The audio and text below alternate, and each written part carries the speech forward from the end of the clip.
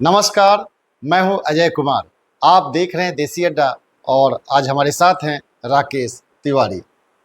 सिवान और महाराजगंज से महागठबंधन के उम्मीदवारों का सस्पेंस अभी भी कायम है, वहां से पर्दा उठना बाकी है। जहां एक तरफ उम्मीदवारों के सांस फूल रहे हैं, वहीं दूसरी तरफ उम्मीदवार अपने समर्थकों का फोन उठाने से भी परहेज कर रहे हैं। क्या है इस सस्पेंस के पीछे का कारण, आइए हम जानते हैं राकेश तिवारी से। राकेश जी नमस्कार। धन्यवाद आपको। क्या कारण है कि अभी भी सिवान और महाराजगंज में सस्पेंस कायम है? देखिए, महाराजगंज और सिवान के सीट अभी फाइनल नहीं हो पाए जी और जो जो दावेदार हैं उनके समर्थक ये जानना चाह रहे हैं कि क्या हुआ, सीट का क्या हुआ, आपको मिला, किसी दूसरे जगह चला गया, क्या हुआ मामला, ताकि चुनाव की तैयारियों में जुटना है। तो अब इतने परेशान हो गए हैं उम्मीदवार, आज मिल रहा है, कल हो जाएगा, परसों हो जाएगा, ये कहते कहते अब वो सीमा पार हो चुकी है। तो अब फोन उठाने में भी उनको डर लग रहा है क्या कि होगा? आखिर अपने समर्थक को बताएं तो क्या बताएं, क्योंकि जो बता रहे हैं वो तो पूरा हो नहीं पा रहा है, तो उसका सीमा पार कर चुका है। इधर महाराजगंज और सिवान, ये दो लोकसभा क्षेत्र ऐसे हैं जहां अभी सस्पेंस बरकरार है।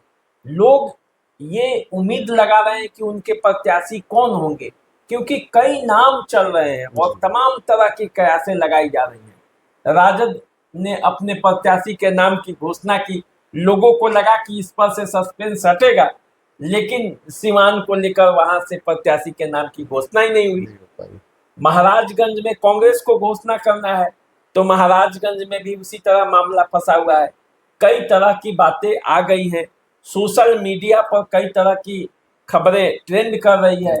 उम्मीदवारों की एक लंबी सूची है, कभी कहा जाता है कि ये नाम फाइनल हो गया, बस घोषणा होना बाकी है, तब तक कोई दूसरा नाम आ जाता है।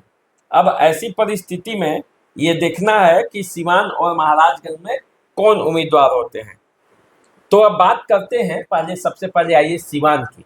सिवान में आरजेडी हिना साहब को चुनावी मैदान में नहीं उतारा है, वो टिकट नहीं दिया। जन विश्वास यात्रा के दौरान भी तेजस्वी यादव हिना साहब से मुलाकात नहीं की और उसके बाद हिना साहब ने यह ऐलान कर दिया कि सीवान से वो निर्दलीय चुनाव मैदान में उतरेंगे। अब उसके बाद सीवान में कई नामों पर चर्चा होने लगी कि आरजेडी से कौन कौन से उम्मीदवार हो सकते हैं। अवध बिहारी चौधरी, टुन्ना जी पांडे और एक दो नाम थे जिन पर ये चर्चा होने लगी। अब उन नामों पर विराम लगा जब अवध बिहारी चौधरी ये कहते हुए प्रचार अभियान में कूद गए कि उनके नाम पर सहमति बन गई है, पार्टी ने उन्हें हरी झंडी दे दी है, अब वे चुनावी मैदान में उतरेंगे।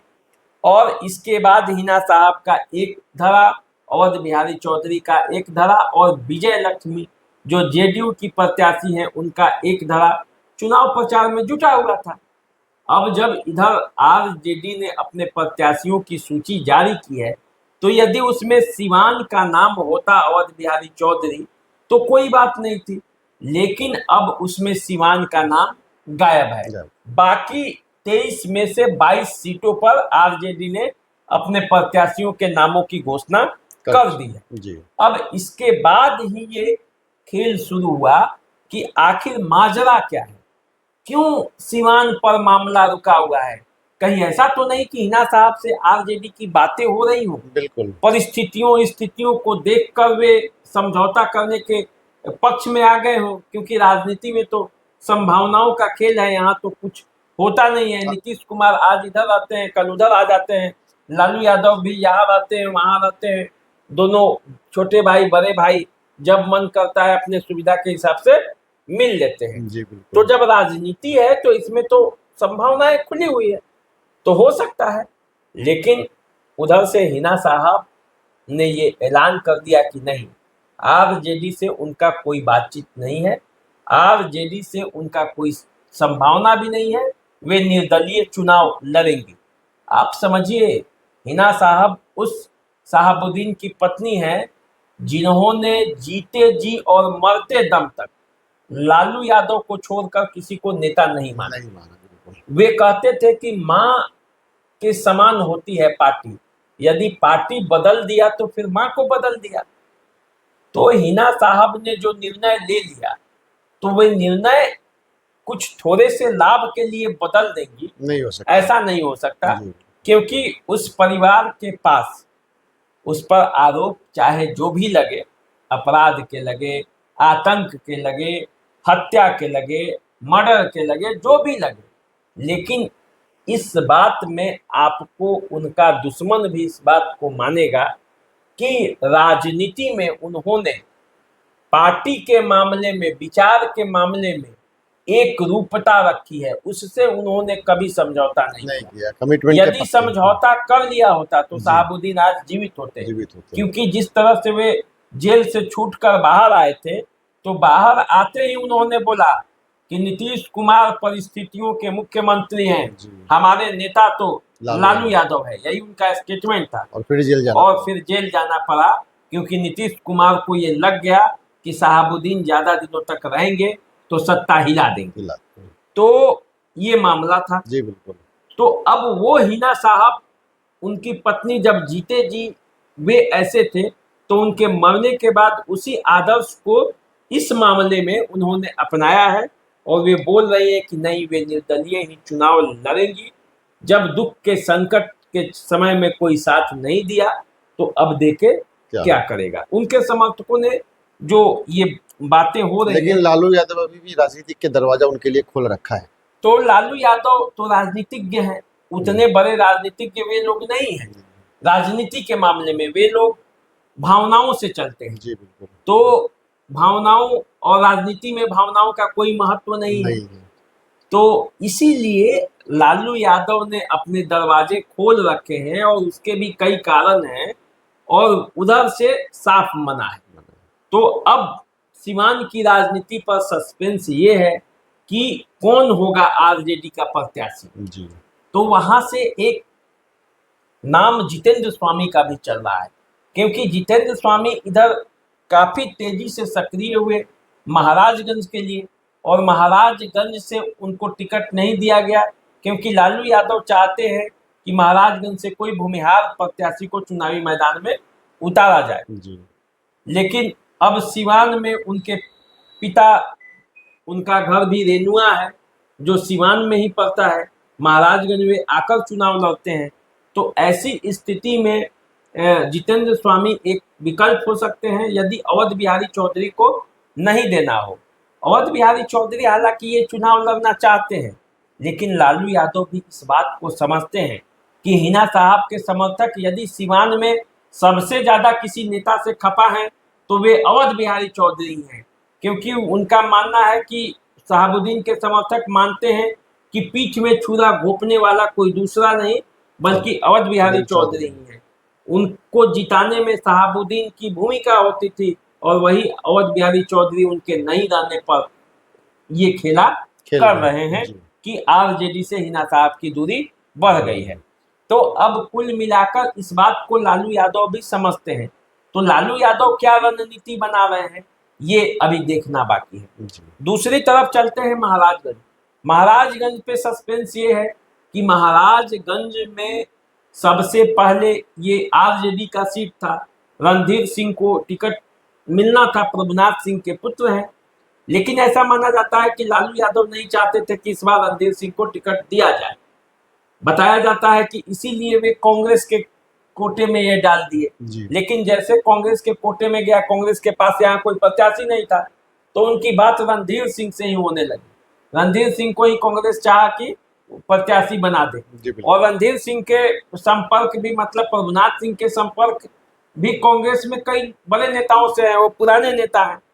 तो उन्होंने भी वो सोचा कि क्यों नहीं ये कर लिया जाए, लेकिन लालू यादव ने यहाँ एक कांग्रेस के साथ ये चाल चला कि यहाँ कोई भूमिहार कैंडिडेट होगा तो ज़्यादा अच्छा रहेगा, और इसको लेकर उन्होंने अखिलेश प्रसाद सिंह के पुत्र आकाश कुमार सिंह का नाम सुझा दिया। अब वे नाम आ गए सामने, तो जब कांग्रेस के पास गया और ये बताया गया कि आकाश कुमार सिंह किस तरह से यहाँ भूमिहार के लिए ये सीट महत्वपूर्ण है और यहाँ से वो जीत सकता है, जब कांग्रेस के शीर्ष नेतृत्व को ये पता चला तो वो कन्हैया कुमार के लिए जो सीट खोज रही थी बिहार में घूम घूम कर, तो कन्हैया कुमार के लिए उन्होंने इसको बेहतर मान लिया। तो फिर कन्हैया कुमार के नाम की चर्चा हो गई। अब लालू यादव इस पर फंस गए, तो वो सोचे कि क्यों नहीं उससे बड़ा नेता, तब अरुण कुमार को वे लाए कि जहानाबाद के जो अरुण कुमार हैं उनका भी संबंध महाराजगंज में अच्छा है और अरुण कुमार बड़े नेता हैं, 2 बार सांसद रहे हैं। तो उनका काट कन्हैया कुमार के काट के रूप में अरुण कुमार को सामने लाए। अब कन्हैया कुमार महाराजगंज की राजनीति से आउट हो चुके हैं, अरुण कुमार अभी जमे हुए हैं। इसके अलावे आकाश कुमार सिंह को किसी भी हालत में एक न एक जगह से चुनाव लड़ाना है अखिलेश प्रसाद सिंह को। तो पूर्वी चंपारण उनके निगाह पे था, पूर्वी चंपारण से यदि चुनावी मैदान में वो नहीं लड़ पाएंगे, मुकेश सहनी के पास वो सीट चली गई है, तो महाराजगंज से वे अपने पुत्र को अब लड़ाना चाहेंगे। इसलिए महाराजगंज से भी सीट खत्म हो गया है। आकाश सिंह, अरुण कुमार, ये 2 नाम हैं। इसके अलावे एक वर्ग का ऐसा भी कहना है, चर्चाओं का जो बाजार है, कि कांग्रेस अब मानती है कि वो लालू यादव के बातों में बहुत अब ज्यादा तवज्जो नहीं देगी, तो वो किसी राजपूत उम्मीदवार को भी चुनावी मैदान में उतार सकती है। और इसके लिए तारकेश्वर सिंह भी एक हैं जो बसरत के विधायक हैं, उनसे भी बातचीत हो रही है। जितेंद्र स्वामी भी कांग्रेस के दरबार तक पहुंचे थे टिकट के लिए, तो वे भी हैं। रणधीर सिंह भी हैं, आकाश कुमार सिंह हैं, अरुण कुमार सिंह हैं। इसके अलावे कन्हैया कुमार सिंह तो अब यहाँ की राजनीति से कन्हैया कुमार बाहर हो चुके हैं। इसके अलावे आप विजय शंकर दुबे को भी मानिए, यदि ज्यादा लड़ाई होगा तो विजय शंकर दुबे भी वहां के विधायक हैं। तो कुल मिलाकर 2 नामों पर टिका हुआ है मामला, आकाश कुमार सिंह या अरुण कुमार सिंह। इसके अलावे ये सब नाम हैं, जब तक कांग्रेस के तरफ से घोषणा नहीं होगी असमंजस की स्थिति बनी रहेगी, क्योंकि कोई भी सूत्र ये बताने के लिए पूरी तरह से तैयार नहीं है कि परिस्थितियां कैसे बदल जाएंगी।